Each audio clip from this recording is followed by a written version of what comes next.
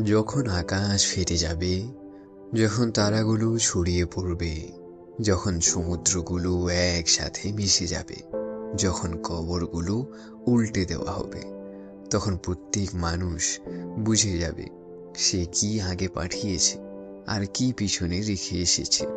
হে মানুষ, কি তোমাকে তোমার দয়ালু রবের ব্যাপারে ভুলিয়ে দিল, যিনি তোমাকে সৃষ্টি করেছেন, তোমাকে সুন্দর ও সঠিকভাবে গঠন করেছেন। তিনি যেভাবে চেয়েছেন সেভাবেই তোমাকে বানিয়েছেন।